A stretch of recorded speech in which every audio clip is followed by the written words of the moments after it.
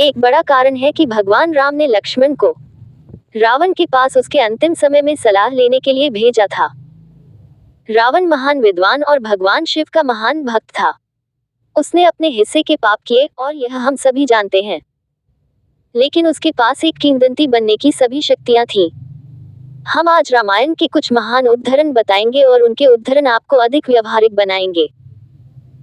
Number 1, बुद्धिमान लोग कहते हैं कि जीत का मूल विद्वानों और बुद्धिमान पुरुषों के साथ परामर्श और चर्चा है। रावण ने अपने सभी मंत्रियों से कहा। हनुमान द्वारा लंका विध्वंस से रावण भयभीत हो गया। आगे की रणनीति पर चर्चा के लिए उन्होंने अपने मंत्रियों की बैठक बुलाई। नंबर 2, मैं रिश्तेदारों के स्वभाव को जानता हूँ। जब उनके रिश्तेदार मुसीबत में होते हैं तो रिश्तेदार हमेशा खुशियां मनाते हैं। जिस प्रकार कमल के पत्तों पर पानी की बूंदें चिपकती नहीं, उसी प्रकार मित्रता उन लोगों से होती है जिनमें चरित्र का अभाव होता है। रावण ने व्यंग्यपूर्वक ये बात विभीषण की ओर इंगित की, जिसने रावण से कहा कि वह सीता को सम्मान सहित भगवान राम को लौटा दे। रावण विभीषण की सलाह को समझने के लिए तैयार नहीं हुआ, और जब विभीषण ने उसे यह सलाह दी तो उसे दुख और गुस्सा आया। नंबर 3, हम रामायण में एक और घटना भी जोड़ेंगे जब भगवान राम रावण को मार देते हैं और लक्ष्मण को जल्दी करने और रावण से आशीर्वाद, ज्ञान के शब्द और जीवन सबक लेने के लिए कहते हैं। लक्ष्मण रावण के पास जाते हैं और उसके सिरहाने खड़े हो जाते हैं और पूछते हैं, राक्षस राजा, अपने ज्ञान को अपने साथ मत मरने दो। इसे हमारे साथ साझा करो और अपने पापों को धो डालो। रावण ने बस मुंह फेरकर जवाब दिया।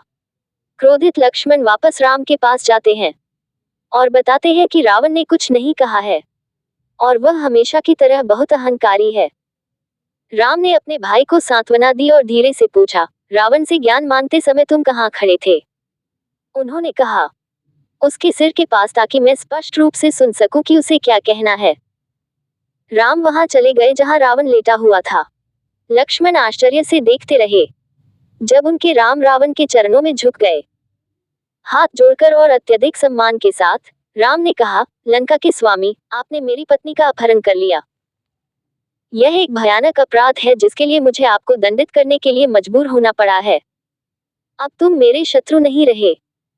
मैं आपको नमन करता हूं और आपसे अनुरोध करता हूं कि आप अपना ज्ञान मेरे साथ साझा करें। कृपया ऐसा करें, क्योंकि यदि आप ऐसा किए बिना मर जाते हैं तो आपका सारा ज्ञान दुनिया के लिए हमेशा के लिए खो जाएगा। लक्ष्मण को आश्चर्य हुआ।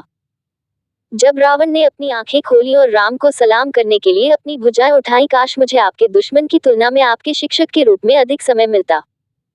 एक छात्र के रूप में मेरे पैरों पर खड़े होकर अपने असभ्य छोटे भाई के विपरीत आप मेरे ज्ञान के योग्य प्राप्त करता हैं।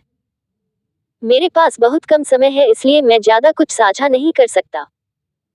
लेकिन मैं आपको एक महत्वपूर्ण सबक बताता हूं जो मैंने अपने जीवन में सीखा है। जो चीजें आपके लिए बुरी हैं वे आपको आसानी से आकर्षित करती हैं। आप उनकी ओर अधीरता से दौड़ते हैं।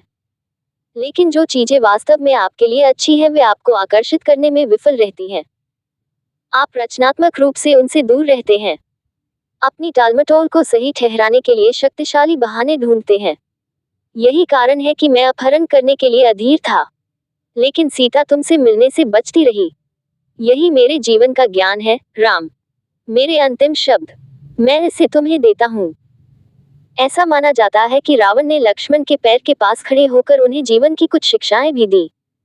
उसने उसे बताया, नंबर 1, अपने सारथी, अपने द्वारपाल, अपने रसोइये और अपने भाई के शत्रु मत बनो, वे कभी भी तुम्हें हानि पहुंचा सकते हैं। नंबर 2, यह मत सोचिए कि आप हमेशा विजेता हैं, भले ही आप हमेशा जीत रहे हो। नंबर 3, जो मंत्री आपकी आलोचना करे उस पर हमेशा भरोसा रखें।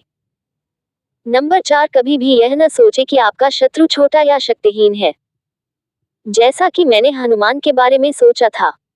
नंबर 5, कभी मत सोचिए कि आप सितारों को मात दे सकते हैं। वे आपके लिए वही लाएंगे जो आप चाहते हैं।